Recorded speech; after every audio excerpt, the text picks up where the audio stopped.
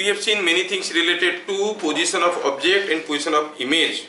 नहीं, ऑब्जेक्ट कहाँ होता है, इमेज कहाँ होता है, इसके रिलेटेड देख लिए.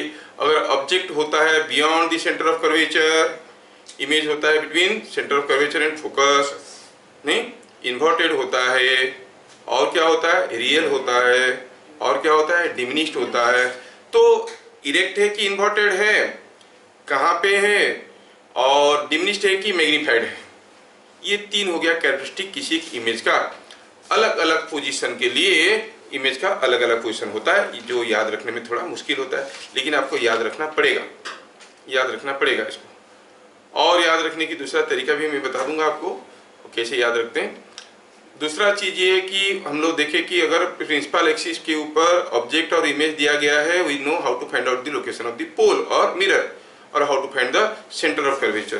पोल कैसे पता करते हैं, by inverting the image, joining the head of the object and head of the inverted image, the line cuts the principal axis at pole.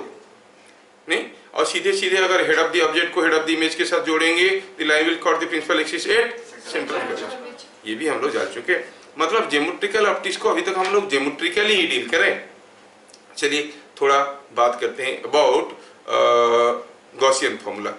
Object distance, image distance, magnification, जो आपके स्कूल में आएगा. अभी जो पढ़ा रहा था वो एक्स्ट्रा है, जो स्कूल में आएगा वो सब के बारे में. ठीक है, चलिए थोड़ा देखते हैं फिर आगे बढ़ेंगे. क्या नाम है, मिरर फॉर्मूला. Mirror formula. तो ये मिरर फॉर्मूला क्या है, ये मिरर फॉर्मूला आपको रिलेशन देगा किसके किस में बीच में, position between the relation between position of object, position of image and focal length, इनके बीच में रिलेशन देगा. ठीक है, तो इसके लिए हम कुछ साइन कन्वेंशन लेंगे. साइन कन्वेंशन बड़े ध्यान से देखना. मुझे मालूम नहीं है स्कूल में इसका डिराइवेशन आता है कि नहीं आता है. कन्वेंशन TION होता है कि SION होता है रे? TION, CON, VEN, TION. ठीक है, तो ऐसे पूछ रहा था, तुम्हारा जानकारी देख रहा था, मुझे तो मालूम. साइन कन्वेंशन पहला क्या है, याद रखना है कि all distances are measured. All distances are measured from the pole. Are measured, MEASURED, from pole. ये पहला है. सारा जो डिस्टेंस को, object distance, image distance, focal length, radius of curvature, ये सारे को हम लोग पोल से ही मेजर करेंगे. ठीक है, क्यों, इनफैक्ट वो डिस्टेंस नहीं है, हम लोग जबरदस्ती डिस्टेंस बोले, वो डिस्प्लेसमेंट से with respect to mirror. That means we count जो यू भी है ना, वो सब क्या है, they are not distances, they are displacements with respect to mirror. और प्लेन मिरर में भी तो हम लोग किए थे. Displacement of the object was equal to and opposite to the displacement of image, इसलिए दोनों का velocity, rate of change in displacement दोनों का इक्वल एंड अपोजिट होता था. हम लोग किए थे. तो यहाँ पर भी डिस्प्लेसमेंट लेना चाहिए. बुक में कहीं भी डिस्प्लेसमेंट नहीं लिखा, तो मैं जबरदस्ती डिस्टेंस लिख रहा हूँ, अदरवाइज दे आर डिस्प्लेसमेंट्स. तो अकॉर्डिंगली कोई डिस्प्लेसमेंट इधर को हुआ तो पॉजिटिव लेंगे, उधर को हुआ तो नेगेटिव लेंगे. फ्रॉम मिरर मेजर कर रहे हैं नहीं, तो वो डिस्प्लेसमेंट वाला, वो वेक्टर वाला कंसेप्ट नहीं होने के कारण क्लास 10 में वो लोग क्या बोलते हैं कि एक डायरेक्शन, इसको चलो पॉजिटिव लेते हैं, इसको नेगेटिव लेते हैं, ऐसे बोल देते हैं. अदरवाइज कोई वेक्टर इधर को है तो इसको पॉजिटिव लेंगे, समथिंग आई कैप लेंगे, तो ये वेक्टर को माइनस आई कैप लेंगे, है कि नहीं. राइट, ठीक है. तो स्कूल के लिए, स्कूल टीचर को खुश करने के लिए लिखेंगे ये ऑल, तो वो छोटा कैपिटल ए होना चाहिए. हाँ, क्या लिखेंगे, डायरेक्शन ऑफ इंसिडेंट रे is taken positive, opposite direction is taken negative. Direction of incident रे को हम लेंगे पॉजिटिव. ये साइन कन्वेंशन है, हर जगह ऐसे ही लेंगे. These sign conventions are 100% applicable to that in case of lenses also. Direction of incident ray is taken positive. Opposite direction को ले लेंगे negative. तीसरा हुआ height of the object. Height of object is taken positive, मतलब कोई object खड़ा है तो उसका हाइट को पॉजिटिव लेंगे, तो कोई इन्वर्टेड इमेज होगा तो उसका हाइट को क्या कहेंगे, नेगेटिव कहेंगे। समझ में आ रहा है क्या? जैसे जैसे बस आपको समझाने के लिए खाली एक छोटा सा एग्जांपल ले रहा हूँ। सपोज हम कहेंगे कि ये कोई एक मिरर है और पता चला कि इस मिरर के केस में दिया गया है ऐसे, ये है प्रिंसिपल एक्सिस और पता चला यहाँ पर कोई एक ऑब्जेक्ट खड़ा है सपोज, और ये दिया है, इसका हाइट दिया है 4 सेंटीमीटर। सपोज इसका इमेज यहाँ पे कहीं बना से, ये इमेज है, ये ऑब्जेक्ट है, ये इमेज है, इसका दिया है 2 सेंटीमीटर। और दिया क्या है, और दिया ये है कि जो आपका distance of the object from the mirror, ये जो डिस्टेंस है सपोज ये दिया है समथिंग लाइक 60 सेंटीमीटर, और सपोज ये हम दिए हैं ये डिस्टेंस कितना दिया है, ये दिया है 30 सेंटीमीटर। सपोज डाटा के में क्या है, मैं ले लिया इसको 30 सेंटीमीटर। अगर साइन कन्वेंशन के हिसाब से हम लिखना चाहेंगे just for sake of example के तौर पे हम क्या लिखते हैं, u होता है डिस्प्लेसमेंट ऑफ ऑब्जेक्ट। u क्या है, u is displacement of object, कहां से, फ्रॉम मिरर, नहीं सब कुछ तो फ्रॉम मिरर है, तो ऑब्जेक्ट का डिस्प्लेसमेंट क्या है। अब यहाँ पर कौन सा डायरेक्शन का हम पॉजिटिव लेंगे, थोड़ा सोचो तो हम कहेंगे ये इंसिडेंट रे यहाँ से निकल के इधर जा रहा है और वापस आ रहा है, मतलब ये direction is to be taken positive, ये हो गया positive direction. Similarly height of the object, ये डायरेक्शन को हम लेंगे पॉजिटिव, है कि नहीं, ये भी हो गया पॉजिटिव। तो बताओ डिस्प्लेसमेंट ऑफ ऑब्जेक्ट क्या लिखेंगे हम यहाँ पे, ये यहाँ से मेजर करना है, ऑब्जेक्ट यहाँ पर है, इधर को है 60 सेंटीमीटर, क्या लिखेंगे +60 और -60, -60, तो विल राइट इट -60 सेंटीमीटर। ठीक है, displacement of object is -60 centimetre. ठीक है, now displacement of image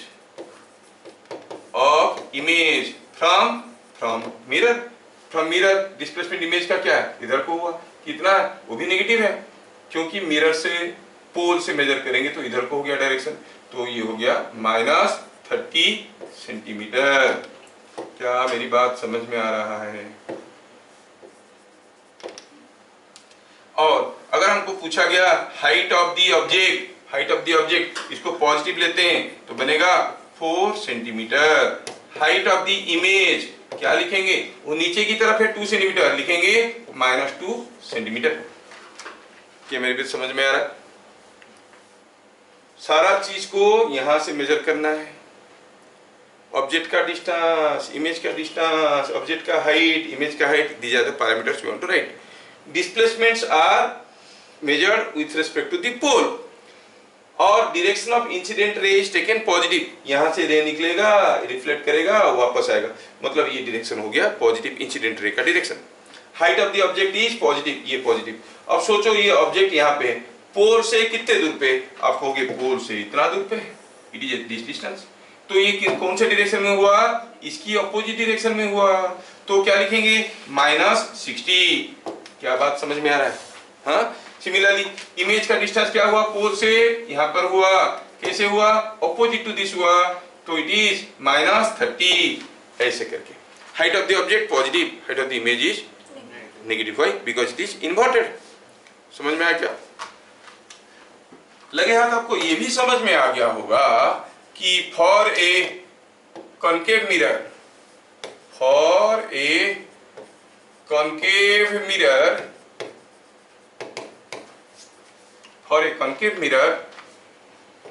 focal length positive होगा कि नेगेटिव होगा? फोकल लेंथ पॉजिटिव होगा कि नेगेटिव होगा? नेगेटिव होगा, क्योंकि मिरर के सामने है ना, focal length is negative. For a convex mirror, focal length positive is positive. ये छोटी छोटी चीजें आपको समझ में आना चाहिए। For a real object in front of a convex mirror, suppose हम कहेंगे ये कोई एक मिरर है और ये कन्वेक्स मिरर है, बस एग्जाम्पल के तौर पे लिखना है। चलिए दिया गया है कि ये उसका फोकल लेंथ है, सॉरी ये इसका प्रिंसिपल एक्सिस है, और दिया गया है कि यहाँ पर कोई ऑब्जेक्ट को रखे तो यहाँ पर इमेज बना ऐसा। और सपोज दिया है कि ये जो डिस्टेंस है, ये डिस्टेंस है, ये है a, this distance is a। Suppose ये डिस्टेंस कितना है, ये डिस्टेंस है b, नहीं? और फोकल लेंथ होता है f, रेडियस ऑफ कर्वेचर होता है r, ये सबको मालूम है। तो क्या आप मुझे बताओ, और suppose this height is height of object, नहीं, कॉल इट h1, ये हाइट है h2। तो क्या बता सकते हो, just for sake of example दिया है कि ये जो मिरर है, it is cut from A sphere जिसका रेडियस कितना है, से इट इज 100 सेंटीमीटर।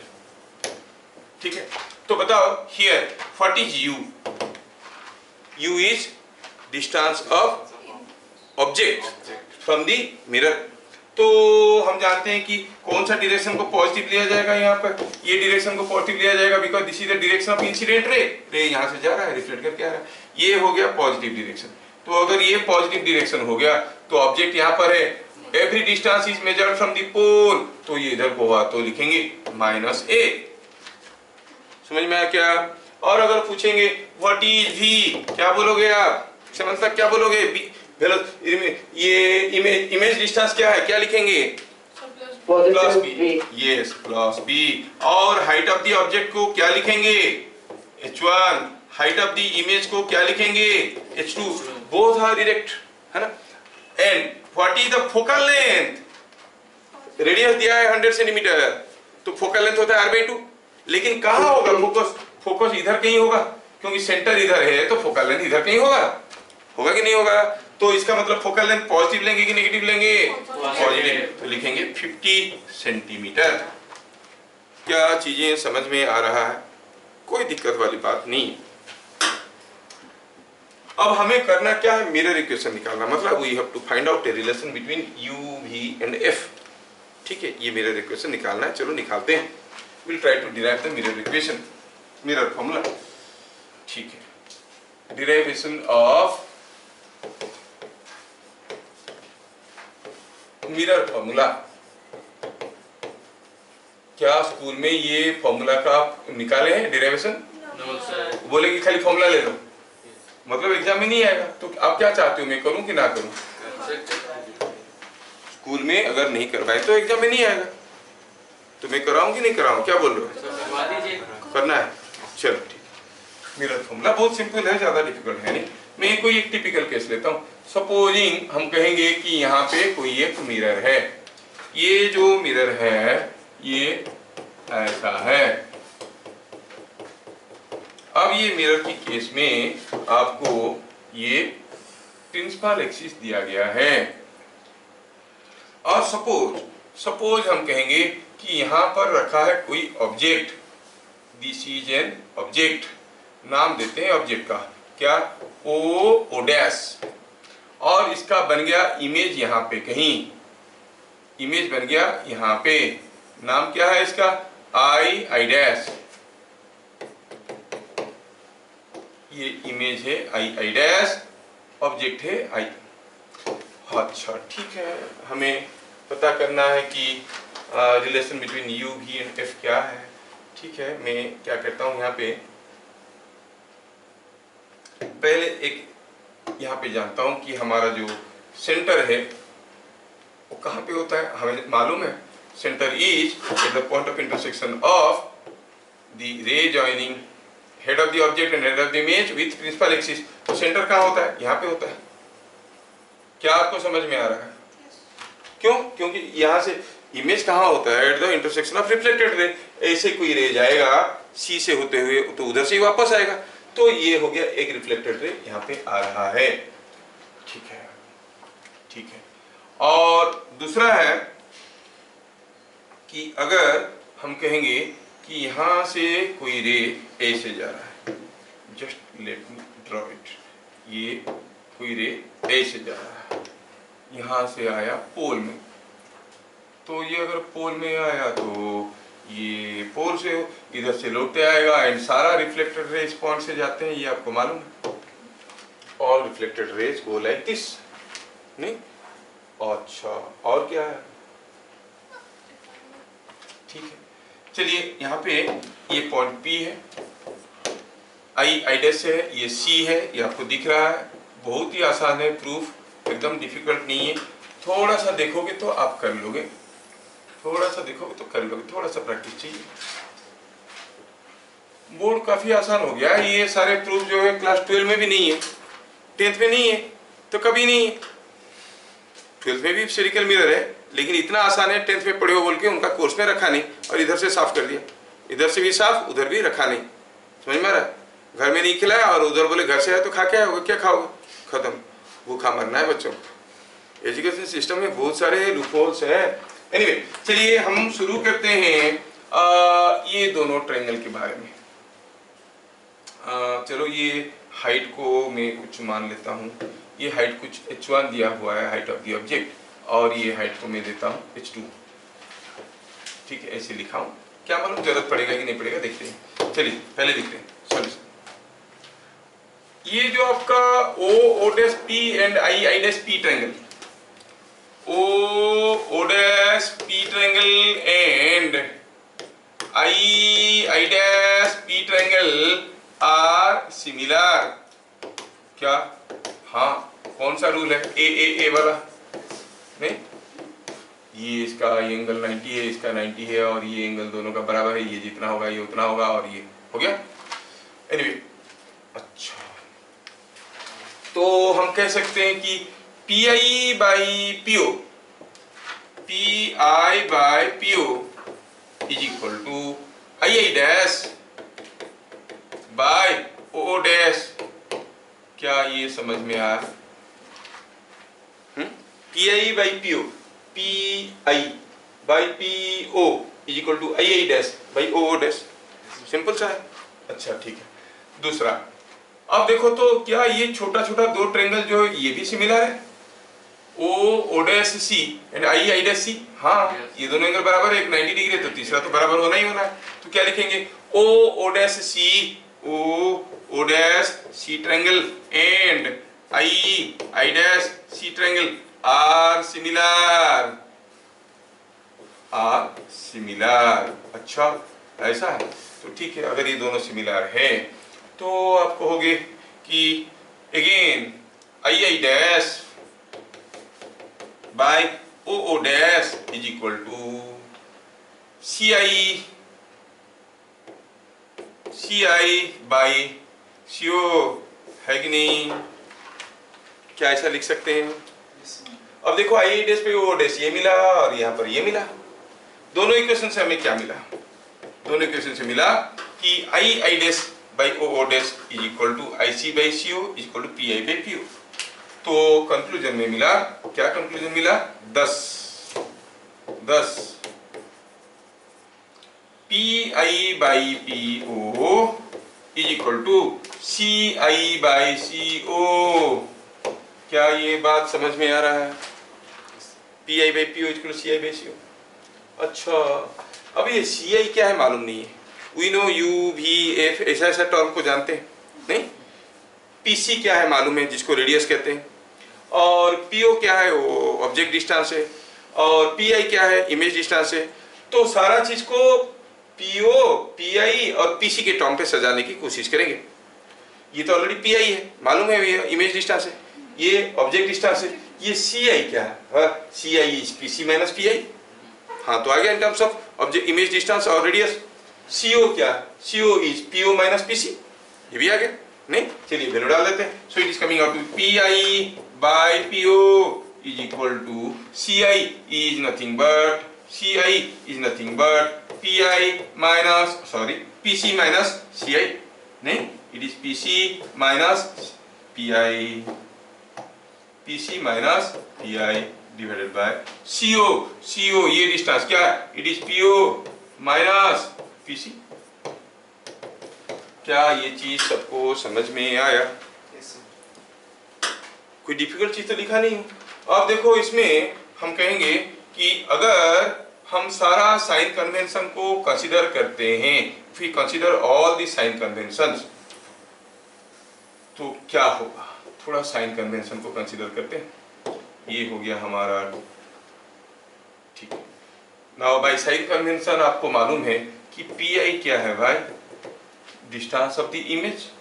क्या हम जानते हैं कि ये डायरेक्शन को हम पॉजिटिव लेते हैं? नहीं, we take this direction as positive, उल्टा डायरेक्शन को negative. P is minus v, image distance minus v. अच्छा, पीसी, पी से सी तक का डिस्टेंस, रेडियस ऑफ कर्वेचर है, पॉजिटिव लेंगे कि negative?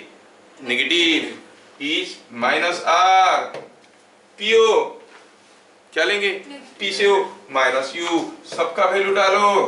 PO is equal to minus u, कुछ नहीं रखा है, कितना सिंपल है। फिर भी क्यों नहीं करवाया स्कूल वाले, देखो तो सबका वैल्यू डालो, put in this equations, excuse me. तो इस इक्वेशन में सारा चीज को डालते हैं।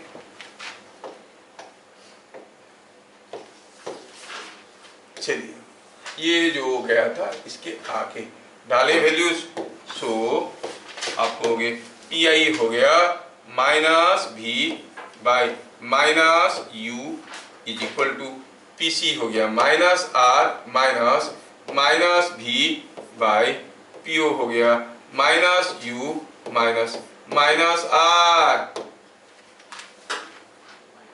समझ में आ रहा है? सिंप्लीफाई करिए। यहाँ पर थोड़ा सा इंटरेस्टिंग स्टेज आएगा, तो ये माइनस माइनस तो गया एक दूसरे को खा गए, और इधर से भी थोड़ा रिड्यूस कर देते हैं। v बाई यू, थोड़ा एक माइनस ऊपर नीचे मल्टीप्लाई कर दो, ठीक हो जाएगा। ये हो गया v माइनस आर, सॉरी ये v minus r plus b minus r, ये minus u plus r minus u. क्या बात सही है? चलिए, क्रॉस मल्टीप्लाई ऑन इधर साइड, क्रॉस मल्टीप्लाई कर दोगे तो मिलेगा v r minus u are is equal to u भी minus u r. Cross multiply कर दिए, है ना? बस यहाँ पर सिंप्लीफिकेशन करने के लिए थोड़ा सा मैथमेटिकल जरूरी है, फिर काम बन जाएगा। अब देखो इसमें सारा आर वाला टर्म को एक तरफ ले लो, वी आर माइनस, यहाँ पर गड़बड़ लिखा हूँ क्या? वी आर माइनस यू भी, sorry sorry sorry sorry sorry sorry you भी, और इधर हो गया यू भी माइनस दिस। तो ये जो टर्म है ये आ गया, यू भी को इधर ले आओ, यू आर को इधर ले आओ, क्या मिला? V R plus u are is equal to, u भी इधर चला गया, टू यू भी।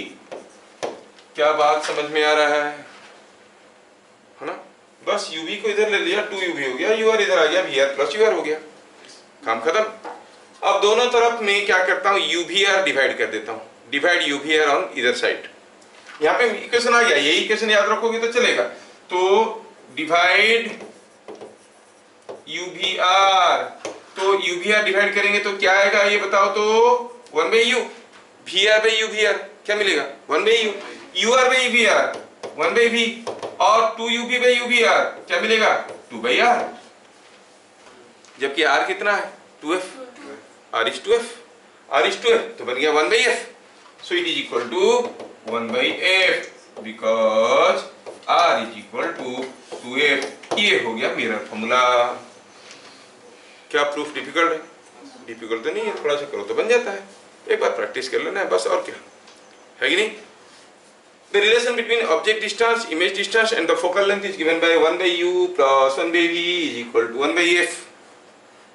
नहीं, बस यूज करने के लिए छोटा सा 2 क्वेश्चन करेंगे, फिर आगे बढ़ जाएंगे, बस समझने के लिए। A convex mirror is cut from a sphere of diameter 160 centimeter if an object is kept in front of it at a distance 40 centimetre, find distance between object and image. Wow, object और image के बीच में distance पूछा, वो तो उसने कर सकता नहीं। तो क्वेश्चन मैं करता हूँ, आप लोग थोड़ा मेरे साथ दो क्योंकि बहुत कुछ करना है। क्वेश्चन क्या दिया है कि एक convex mirror is cut from A sphere of diameter 160 centimetre. क्या आप सॉल्यूशंस में कह सकते हो what is the radius of the sphere? Radius is 160 by 2 is 80 centimetre. अच्छा, ये मिरर है कन्वेक्स मिरर। अगर ये कन्वेक्स मिरर है तो फोकल लेंथ पॉजिटिव होगा कि नेगेटिव? पॉजिटिव होगा। नहीं, क्यों? क्योंकि ये आपका मिरर है, ये ऑब्जेक्ट है, और आप जानते हो कि ये डायरेक्शन को पॉजिटिव लेते हैं, तो C कहीं यहाँ होगा, F कहीं यहाँ होगा, तो ये डायरेक्शन तो पॉजिटिव है। तो कितना है? ये है 40। रेडियस हो गया, हाँ, तो ये हो गया 40 सेंटीमीटर। रेडियस का आधा, F is equal to R/2। Positive लेना है। बोला ऑब्जेक्ट को रखें in front of it, mirror के सामने ऑब्जेक्ट को रखें, सामने रखें मतलब यहाँ पे रखें। क्या बता सकते हो U कितना है यहाँ पे? What is the value of U? Minus minus minus minus कितना? 40। Yes, minus 40 centimetre. चलिए V पता करते हैं। अगर इमेज कहाँ है पता चल जाएगा तो ऑब्जेक्ट और इमेज के बीच में डिस्टेंस भी हम निकाल सकते हैं, है कि नहीं? V निकालने की तरीका क्या है? 1/V equal to 1/F minus 1/U। Sir ये तो नहीं था, हाँ यही था। 1/V plus 1/U equal to 1/F 1/U को उधर लिखा हूं। डाल दो वैल्यू सबका वैल्यू डालो। बेहतर होगा कि आप इसको ऐसे करो। V is equal to invert कर दिए, it is coming out to be UF by U minus AF। ये फॉर्मूला ओरल कैलकुलेशन के लिए मदद करता है। नहीं तो सबका वैल्यू डालो। अगर ऐसे नहीं लिखना चाहते हो, U का वैल्यू दिया है -40, F का वैल्यू दिया है +40 है, U का वैल्यू दिया है -40, हाँ, F का वैल्यू दिया है +40, मिल जाएगा आंसर। क्यों फॉर्मूला लगाएंगे? चलो, व्हाई टू कंफ्यूज, बाद में करेंगे उसको। तो ये हो गया कितना? 1/F is 1/40 minus 1/-40, it is 2/40 is 1/20। तो V इज इक्वल टू क्या आया? +20। मतलब कहाँ बनेगा ऑब्जेक्ट इमेज? मिरर के आगे की मिरर के पीछे? पीछे 20 सेंटीमीटर पे बनेगा। तो image will be somewhere here, 20 centimetre distance पे। पॉजिटिव आंसर आएगा। So image will be behind the mirror. कौन सा इमेज बनेगा ये? रियल की वर्चुअल? Virtual image. ये वर्चुअल इमेज है। डिस्टेंस दोनों के बीच में क्या हो जाएगा? ये था 40, ये था 20, दोनों के बीच में डिस्टेंस हो जाएगा 60 सेंटीमीटर। अगर ये -20 आता तो इसको सामने बनाते, डिस्टेंस कुछ दूसरा हो जाता। ये प्लस माइनस काफी मायने रखता है ना? तो हम क्या बोलेंगे? Distance between object and image is, distance between object and image is,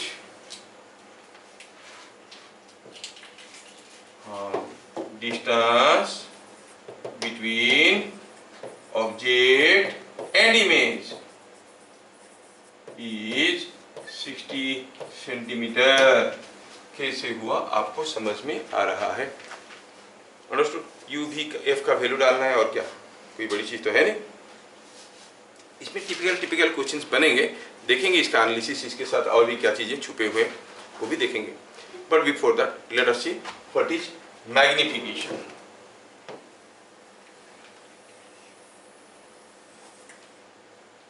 what is magnification, और मैं इसको कहूं lateral magnification, longitudinal magnification, longitudinal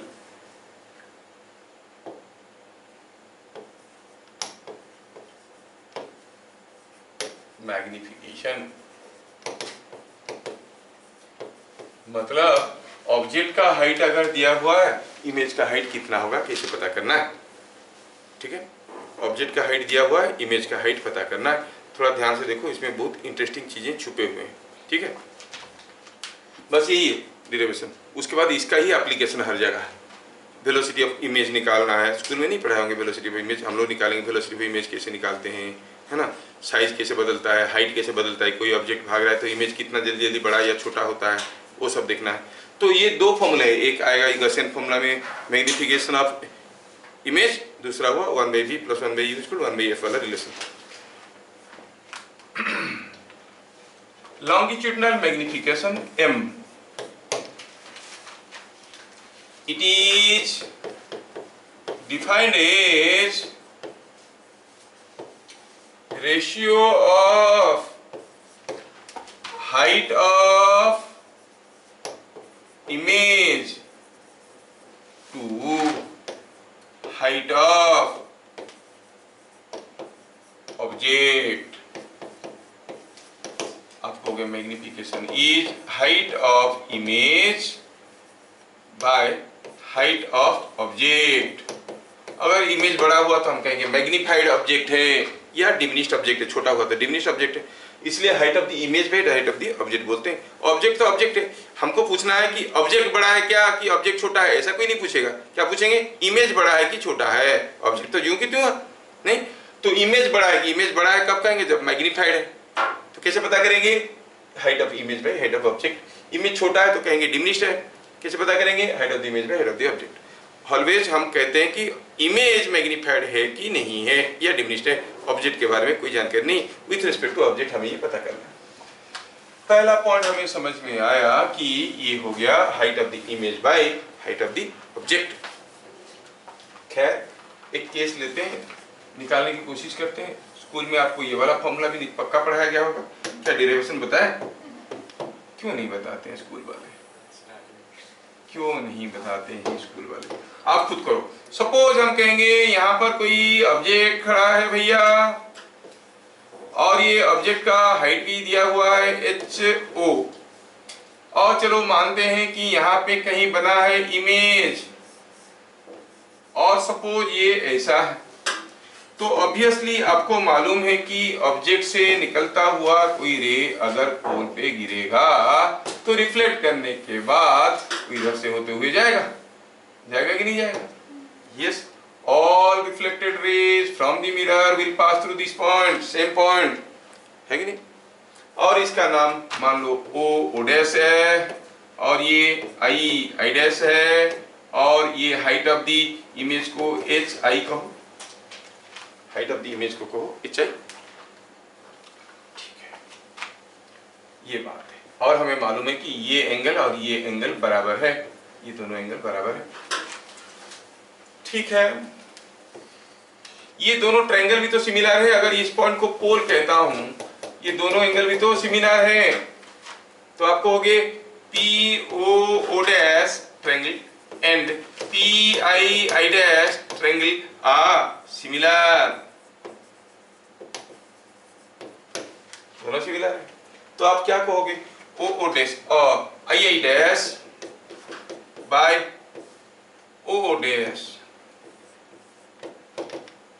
II dash by OO dash is equal to PI by PO, PI by PO।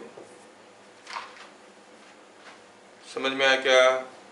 II dash by OO dash is equal to PI by PO, आया समझ में? अच्छा, ये दोनों सिमिलर है तो ऐसी बात हुआ, लेकिन थोड़ा साइन कन्वेंशन को यूज करके उनका वैल्यूज भी पता कर लेते हैं। चलिए, let us make use of sine convention. By sine convention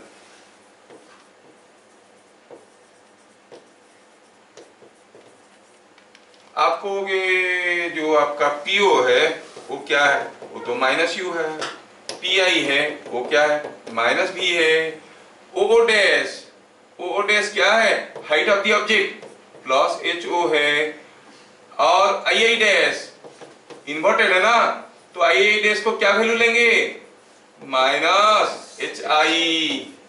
क्या मेरी बात समझ में आ रहा है? देखो इतना चीज समझ में आ गया तो और क्या रखा है? क्यों इसको -HI लिए समझ में आया? क्योंकि इन्वर्टेड इमेज बना है, नहीं? अच्छा, तो डाल दो वैल्यू, II डैश की जगह OO डैश की जगह, PI की जगह PO की जगह, तो क्या मिला? मिला ये II dash by OO dash is equal to PI by PO। ये अभी हम देखें वैल्यू डाले तो आई आई डैश का वैल्यू क्या हो गया, आई आई डैश हो गया एच आई, हाँ it is minus h i, o o dash plus h o, और ये क्या p i is minus v by p o is minus u. क्या बात समझ में आ रहा है? तो इससे क्या पता चला, h i by h o is minus v by u. Formula तो बताया होगा, बताते it is minus v by u, है ना। और ये h i by h o क्या है, यही तो मैग्निफिकेशन है। Magnification is given by h i by h o and that is equal to minus v by u. क्या बात समझ में आया? हाँ? तो magnification is given by the formula minus v by you. समझ में आया? और अगर इसको हम in terms of focal length express करना चाहेंगे तब भी हम कर सकते हैं। जैसे थोड़ा सा मॉडिफाई करके लिखते हैं क्योंकि बड़ा इंटरेस्टिंग फॉर्मूला है और आपको याद रखना है सारा चीज। तो चलिए अब इसको थोड़ा दूसरे तरीके से भी याद रखते हैं। We know that, क्या मालूम है? We know that कि 1 by v plus 1 by u is equal to 1 by f। तो आप कह सकते हो 1 by v is equal to 1 by u plus 1 by f minus 1 by u, कह सकते हो ना। और यहां से पता चलता है v ये हो गया uf by u minus f, v का वैल्यू ये हो गया, हुआ कि नहीं हुआ? नेगेटिव मतलब उल्टा है, वो आएंगे, we are coming to that. Negative magnification का मतलब क्या है, पॉजिटिव का क्या है, patience, I am coming to that. हाँ तो v 1 by v plus 1 by u equal to 1 by f है, तो 1 by v हो गया 1 by f minus 1 by u, simplify करो तो v equal to u by u minus f। समझ में आया? समझ में आया कि नहीं है? सिमिलरली क्या बता सकते हो, u क्या होगा, बस दोनों तो बराबर पोजीशन में है ना, v निकालो, अगर ये निकला u निकलेगा तो v f बाय क्या लिखेगा, v माइनस f। बात एक ही हुआ, है ना। ये है अभी नाउ व्हाट इज m, तो नेगेटिव m का आप बात वरीड हो रहे हो, मैं बताऊंगा। नाउ व्हाट इज m, जिसको आप जानते हो कैसे, it is height of the image by height of the object which is also given by minus b by u। अब थोड़ा इसमें देखो, v बाय u करो तो क्या बनेगा, v by u f by u minus f, f by u minus f। v by u करेंगे इसमें से क्या पता चलेगा, v by u equal to f by u minus f, minus v by u क्या हो जाएगा, क्या स्मार्टली एक बार में बता सकते हो, yes f by f minus u।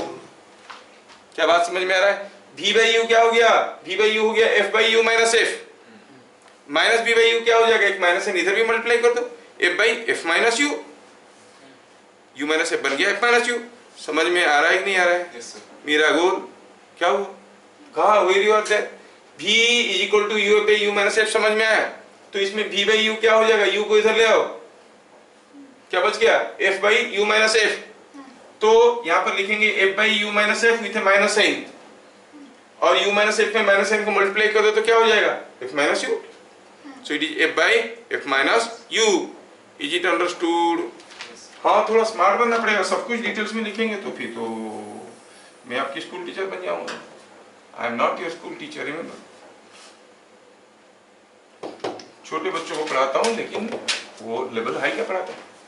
हाँ तो सिमिलरली बताओ दूसरे रिलेशन से v बाई यू क्या हो जाएगा, ये v बाई यू, u को इधर ले आओ, बाकी को इधर ले आओ, v बाई यू क्या हो जाएगा, it is v minus f by f।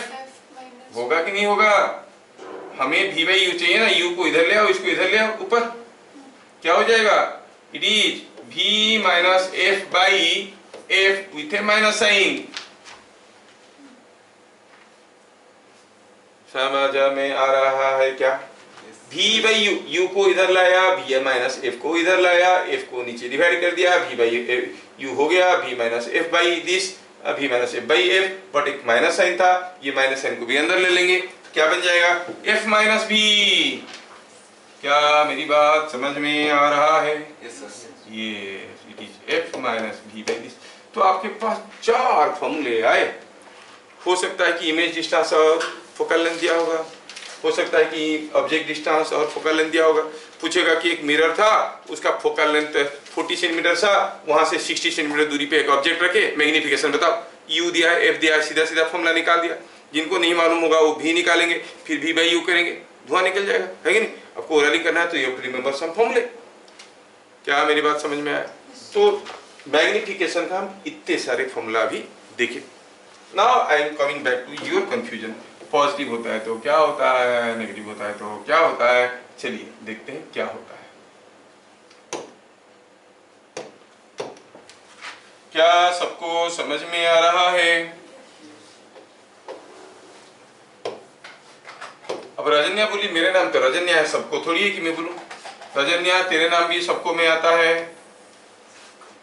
समझ में आया? हाँ ठीक है, सबको।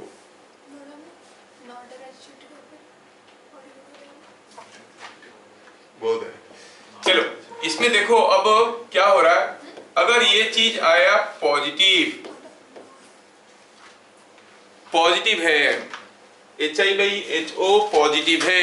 आप जानते हो height of the object is always positive, नहीं? अगर m का वैल्यू पॉजिटिव आया तो उसका मतलब क्या हुआ? HO तो हरदम पॉजिटिव है, height of the object is taken positive, और ये रेशियो भी पॉजिटिव आया, मतलब HI क्या है? पॉजिटिव। पॉजिटिव है मतलब इरेक्ट इमेज है कि इन्वर्टेड इमेज है? इरेक्ट इमेज है। सो m पॉजिटिव मतलब इरेक्ट इमेज। तो क्या लिखेंगे? Image is erect. ये क्या इंप्लाई करता है? Image is erect. और क्या इंप्लाई करता है? m पॉजिटिव है, m पॉजिटिव है मतलब minus v by you positive है, नहीं? For a real object, for a real object u is always negative. अगर ऑब्जेक्ट को मिरर के सामने रखेंगे, u तो हरदम नेगेटिव है, u कभी पॉजिटिव हो ही नहीं सकता। हाँ वर्चुअल ऑब्जेक्ट होगा तो बात अलग है। फॉर ए रियल ऑब्जेक्ट जो मिरर के सामने खड़ा है, उसको मिरर से नापोगे, इंसिडेंट रे का उल्टा डायरेक्शन में होगा, वो हरदम नेगेटिव है। तो क्या लिखेंगे? For a real object, for a real object मतलब विद इन ब्रैकेट यू, अरे मेरे साथ कंपटीशन कर रहा है। For a real object you तो नेगेटिव है, u इज नेगेटिव। तो बोल रहा है कि m पॉजिटिव होगा। देखो u नेगेटिव है लेकिन ये क्वांटिटी पॉजिटिव है, क्या मतलब हुआ? u नेगेटिव है, क्वांटिटी पॉजिटिव है, मतलब v पॉजिटिव है कि नेगेटिव है? पॉजिटिव। सोचो, v पॉजिटिव है कि नेगेटिव है? u नेगेटिव है और ये क्वांटिटी पॉजिटिव है, ये नेगेटिव हुआ तो नेगेटिव नेगेटिव कैंसिल हो गया, रह गया v क्या है? पॉजिटिव। मतलब v पॉजिटिव हुआ। पॉजिटिव मतलब कहाँ है ऑब्जेक्ट? मिरर के आगे कि मिरर के पीछे? मिरर के पीछे। मतलब for a real object image is virtual. समझ में आया क्या? तो m पॉजिटिव हुआ तो वर्चुअल इमेज है, m पॉजिटिव हुआ तो इरेक्ट इमेज है। मतलब हर वर्चुअल इमेज इरेक्ट होता है, वर्चुअल इमेज कभी इन्वर्टेड हो ही नहीं सकता। All virtual images are erect. तो कंक्लूजन क्या मिला? thus all virtual images are erect। क्या बात समझ में आ रहा है? m पॉजिटिव है मतलब कैसा इमेज है? वर्चुअल इमेज है। m नेगेटिव है मतलब m पॉजिटिव मतलब इमेज कैसा है? इरेक्ट है कि इन्वर्टेड है? इरेक्ट है, ये याद रखना। और इमेज जो है वो वर्चुअल होगा कि क्या होगा वो तो आप जानते हो, लोकेशन डिपेंड करके कहाँ पर रखा है ऑब्जेक्ट, उसके हिसाब से m का वैल्यू लेना है, वो m का वैल्यू दिया रहेगा। ठीक है, न्यूमेरिकल में हम लोग देखेंगे वो सारा चीज को। All virtual images are erect. अच्छा, अगर m का वैल्यू नेगेटिव हुआ, इसका मतलब हुआ HO तो हरदम पॉजिटिव है, height of the object is always positive. तो रेशियो अगर नेगेटिव हुआ तो HI क्या हुआ? नेगेटिव। नेगेटिव मतलब उल्टा है, मतलब इन्वर्टेड है, मतलब image is inverted, image is inverted. बढ़िया है, समझ में आया? अब इमेज इन्वर्टेड है। अब बताओ, फॉर ए रियल ऑब्जेक्ट जिसमें यू हरदम नेगेटिव होता है, इमेज कैसे होगा सोचो तो। यू नेगेटिव है तो ये दोनों मिलके कैंसिल हो गए और ये पूरा चीज नेगेटिव हुआ, मतलब भी पॉजिटिव है कि नेगेटिव है? भी इज नेगेटिव, मतलब आप कहोगे इमेज इज रियल। अभी समझ में आ रहा है वो नेगेटिव पॉजिटिव का मतलब क्या है? कब एम को पॉजिटिव लेना है, कब एम को नेगेटिव लेना है। अगर रियल इमेज है तो टेक एम एज नेगेटिव और वर्चुअल इमेज है तो take m as negative. So all real images are inverted, all virtual images are erect. वो आपको कंफ्यूज करने के लिए बोलेंगे। कहां पर एक ऑब्जेक्ट को रखेंगे कि एक inverted real image, inverted virtual image will be formed at this distance, तो आपको क्या लिखना है? Not possible. वर्चुअल हुआ मतलब इरेक्ट होगा। समझ में आया? चलो, तो एम का ये सिग्निफिकेंस समझ में आया। अभी चलिए स्पेसिफिकली देखते हैं एम का value for convex mirror and concave mirror. M का value for concave mirror and convex mirror.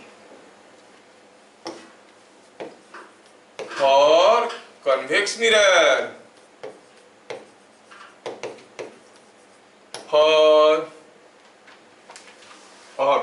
in convex mirror. In convex mirror, for any position of object,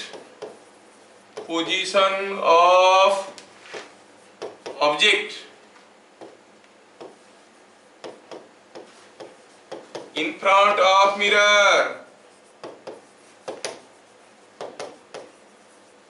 the image is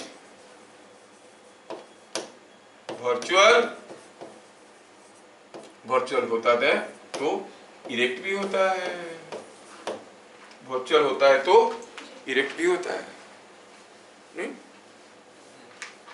and कहां पे form होता है? And forms between P and F, पोल और focal length के बीच में होता है। अगर आप इन्फिनिट में चले जाओगे तो कहां पर होगा? फोकल पॉइंट पे। अब इन्फिनिट में तो जा नहीं सकते, कहां बनेगा? P और F के बीच में। समझ में आ रहा है क्या? अच्छा, तो यही चीज के लिए हम क्या कहेंगे? सो M क्या होगा? पॉजिटिव होगा कि नेगेटिव होगा? क्योंकि वर्चुअल इमेज बन रहा है। नहीं, कौन सा मिरर में आप अपना थोबड़ा देख सकते हो? कन्वेक्स मिरर की कनकेव मिरर? कन्वेक्स में वर्चुअल बनता है, इसमें तो रियल बनता है सामने। क्या कनकेव में देख नहीं सकते? हाँ, उसमें भी देख सकते हैं, but you know if you can keep your face between pole and focal length. Dentist use करता है ना, दांत खराब है तो कनकेव मिरर यूज करता है, तो बड़ा सा दिखता है वो, है ना? पढ़ेंगे उसके बारे में हम लोग। खैर, तो m is positive and m is less than 1, तो याद रखना है कि डिमिनिश्ड इमेज होता है तो हम कहेंगे and m is less than 1। इनका वैल्यू हरदम लेस देन 1 होता है। तो क्या लिखे? The image is virtual erect and form between P and F। Image कौन सा image? Image is virtual erect and form between P and F। Diminished size का इमेज होता है। वर्चुअल इरेक्ट, हाँ वर्चुअल है, इरेक्ट है, P और F के बीच में। डिमिनिश्ड इमेज होता है तो m का वैल्यू होता है लेस देन 1। ठीक है, अब सर कैसे याद रखेंगे लेस देन 1 होता है? बताएंगे तरीका आपको याद रखना का तरीका हम लोग कन्वेक्स मिरर में किए थे और करके देखे थे। क्या आपको याद है? ये कन्वेक्स मिरर था, ये था उसका प्रिंसिपल एक्सिस और ये था उसका फोकस और यहाँ पर था हमारा ऑब्जेक्ट, और इस ऑब्जेक्ट से कोई भी रे अगर पोल पे गिरता है तो ये पोल पे गिरने के बाद ऐसा ही रिफ्लेक्ट करके जाता है, रे ऐसे जाता है।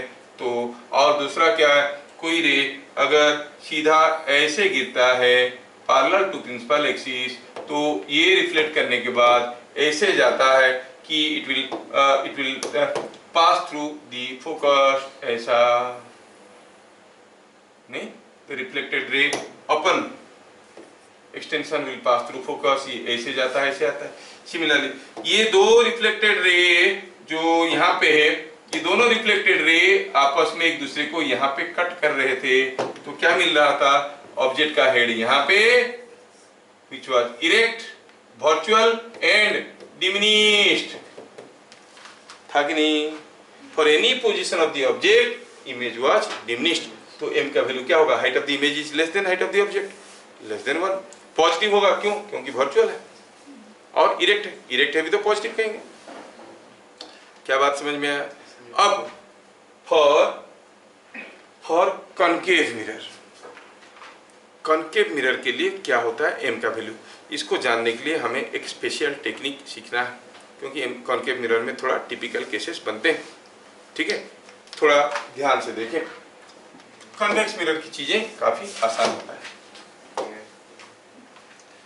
चलिए, before I go for the variation of m for a concave mirror, मैं आपको कुछ ट्रेडिशनल चीजें बताता हूँ.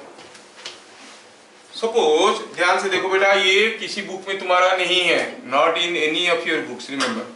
लेकिन देखोगे तो आपको याद रखने में आसान होगा. तो क्या मैं करने जा रहा हूं? अभी मैं ये करने जा रहा हूं, I want to know the characteristics of a image, characteristics of an image in concave mirror, characteristics of image in a concave mirror. ये कॉन्केव मिरर है, इसमें इमेज का कैरेक्टरिस्टिक हमें पता करना है. चलिए, कोई भी पोजीशन ऑफ ऑब्जेक्ट के लिए आप इमेज का लोकेशन पक्का निकाल सकते हो. You know 1/v 1/u 1/f वाला फॉर्मूला आपको मालूम है. तो क्या लिख रहे हैं हम लोग? Characteristics of image.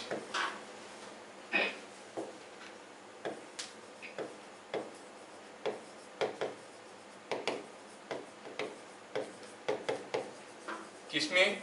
इन ए. कौन सा मिरर है? कॉन्केव मिरर है.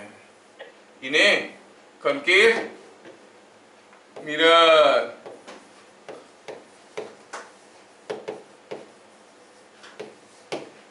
Characteristics of image in a concave mirror.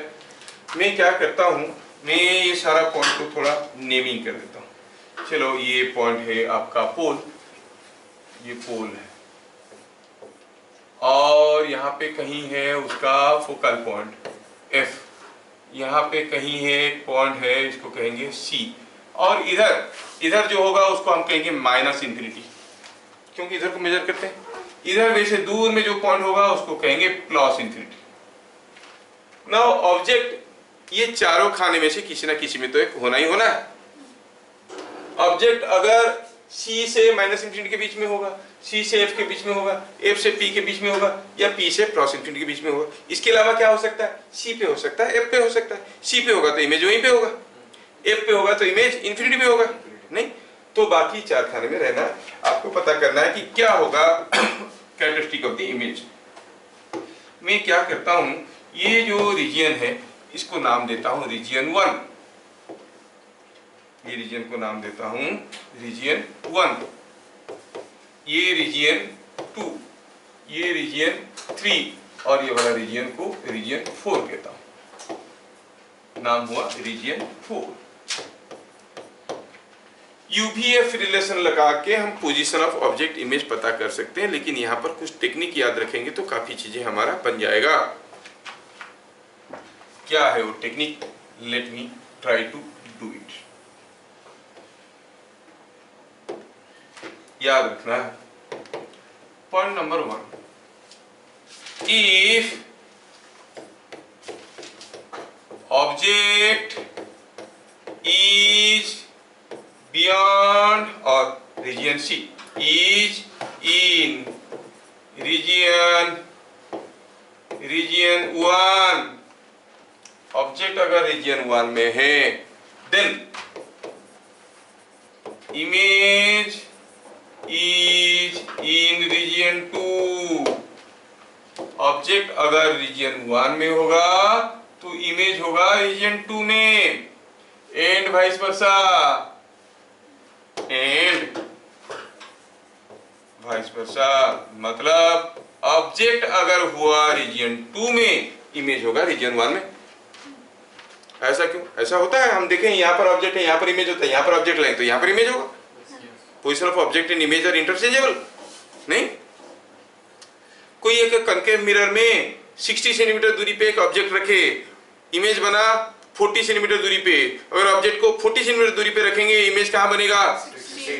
Interchangeable, आपको याद रखना है। तो ऑब्जेक्ट अगर रीजन 1 में रहा तो इमेज रहेगा रीजन 2 में एंड वाइस वर्सा, मतलब ऑब्जेक्ट अगर रीजन 2 में रहा इमेज रहेगा रीजन 1 में।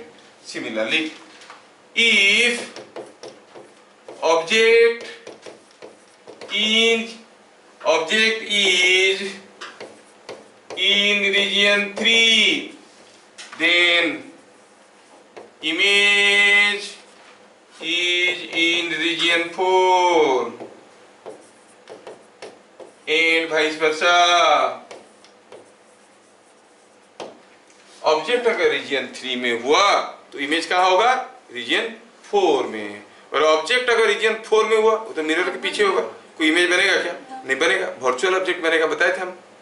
अगर ऑब्जेक्ट कहाँ पे हम कहते हैं? जहां पर इंसिडेंट रे एक दूसरे को इंटरसेक्ट कर रहे हैं, जहां पर इंटरसेक्ट कर रहे हैं एक दूसरे को इंसिडेंट रे, वहां पर होता है ऑब्जेक्ट। बोल रहा है कि ऑब्जेक्ट अगर रीजन 4 में होगा मतलब दो रे आके एक दूसरे को वर्चुअली इंटरसेक्ट कर रहे हैं at point in the region R4, तो उनका रिफ्लेक्टेड रे जहां पे मिलेंगे वहां पर इमेज बनेगा।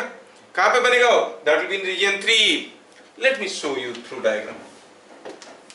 सपोजिंग हम कहेंगे ये है कोई एक मिरर, ये है कोई एक मिरर। तुम्हारा स्कूल में वर्चुअल ऑब्जेक्ट नहीं है लेकिन पढ़ने के लिए आए हो तो कुछ पढ़ो ढंग का, ठीक है। ये हो गई हमारा कोई कनकेव मिरर, और ये कनकेव मिरर में हम क्या कर रहे हैं? हम कर रहे हैं कि कोई एक वर्चुअल ऑब्जेक्ट ले रहे हैं। ऑब्जेक्ट किसको कहते हैं? पहले डेफिनेशन याद करो। Where is the object? The image is at the intersection of reflected rays, object is at the intersection of incident rays. Supposing हम कहेंगे ये हो गया सेंटर ऑफ द मिरर।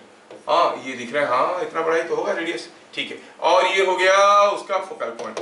और सपोज हम कहेंगे कि दो रे यहाँ पे आके गिरे, ये हुआ एक रे आके ऐसे गिरा, ठीक है, यहाँ पे गिरा। और सिमिलरली दूसरा आके कहां पे गिरा? दूसरा आके गिरा यहां से। Suppose these are the two rays incident on the mirror. इसका मतलब ऑब्जेक्ट कहां है? The object is somewhere here, है कि नहीं? ऑब्जेक्ट कहां है? समवेयर हियर, मतलब there is a virtual object. सचमुच नहीं है, लग रहा है कि यहां से इंसिडेंट रे आ रहे हैं। समझ में आ रहा है? इन दैट केस जो आपका इमेज होगा वो कहां होगा? पहले हम इमेज ड्रॉ करने की कोशिश करेंगे। कैसे? पहले हम इस पॉइंट को नॉर्मल ड्रॉ करेंगे, है कि नहीं? इस पॉइंट को नॉर्मल ड्रॉ करेंगे, है कि नहीं? अब ये नॉर्मल के साथ इक्वल एंगल करते हुए हमारा रिफ्लेक्टेड रेज निकलेंगे। ये रिफ्लेक्टेड रे कुछ ऐसे निकलेगा और ये रिफ्लेक्टेड रे कुछ ऐसे निकलेगा, एक दूसरे को हेलो हाय बनेंगे और जहां पर मिलेंगे वहां पर बनेगा इमेज। कहां बन गया ये? Between P and F। समझ में आ रहा है क्या? So if the object is in region 4 the image will be in region 3। ये वाला केस तुम्हारे स्कूल में नहीं पढ़ाते, the case of virtual object. ये क्या है? वर्चुअल ऑब्जेक्ट कहां है लोकेटेड? ऑब्जेक्ट कहां पे? Eight the intersection of incident raise. क्या मेरी बात समझ में आ रहा है? ऐसा क्वेश्चन स्कूल में नहीं पूछेंगे 10th क्लास तक, लेकिन हम करवाएंगे क्योंकि बोर्ड में पूछते हैं, जेई वगैरह में पूछते हैं, है ना? अच्छा, तो ये चीज आपको समझ में आया? क्या समझ में आया? कि देखो ऑब्जेक्ट अगर रीजन 4 में हुआ तो इमेज बना आई और पी और एफ के बीच में, मतलब रीजन 3 में। That is what is written here. Object region 1 में हुआ, इमेज रीजन 2 में। ऑब्जेक्ट रीजन 2 में हुआ, इमेज रीजन 1 में। ऑब्जेक्ट रीजन 3 में हुआ, इमेज रीजन 4 में। और ऑब्जेक्ट अगर रीजन 4 में हुआ, कौन सा ऑब्जेक्ट? वर्चुअल ऑब्जेक्ट, तो इमेज बनेगा रीजन 3 में। क्या बात समझ में आ रहा है? ये बात है। हाँ बोलो। वर्चुअल ऑब्जेक्ट हमेशा पॉइंट साइज का ही होता है। अब वो दो रे का लेंगे, ये दो रे यहाँ पे मिलने, मान लो और भी रे आ रहे हैं, किसी दूसरी जगह भी मिल रहे होंगे, किसी दूसरी जगह मिलेंगे, तो हो सकता है कि यहाँ पर और भी रे आ रहे हैं, कोई रे ऐसे आ रहा है, तो सॉरी कोई दो रे ऐसे आ रहे हैं तो इन दोनों को एक्सटेंड करो तो कहीं मिलेंगे, यहाँ पर भी कुछ मिलेगा सेट, डिपेंड करता है। अरे सर इमेज का साइज ऑब्जेक्ट के बराबर होगा? हाँ, यहाँ पर जो इमेज जो होगा, जो इमेज सेम साइज का नहीं होगा वो फिर देखेंगे हम लोग, मैग्नीफाइड होगा कि डिमिनिश्ड होगा कि क्या होगा अभी बताएंगे। अभी तक हम लोग साइज के बारे में बात नहीं किए, हम लोग क्या बात किए, लोकेशन के बारे में। बड़ा होगा कि छोटा होगा कि क्या होगा उसके बारे में अभी हमें देखना है। तो स्टेटमेंट नंबर 1 समझ में आया क्या? स्टेटमेंट नंबर 1 समझ में आया क्या? If object is in region 1 then image is in region 2 and vice versa. ये object is in region 3 image is in region 4 and vice versa. सबको समझ में आया? अब इमेज बड़ा होगा कि छोटा होगा, है ना? इमेज विल बी मैग्नीफाइड और डिमिनिश्ड। वो कैसे पता करेंगे? Bit number 2, if object region, image region लिखेंगे, image region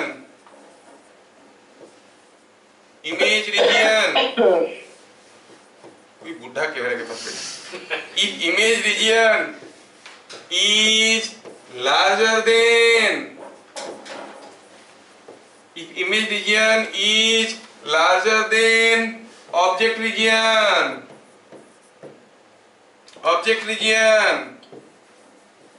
then image is magnified,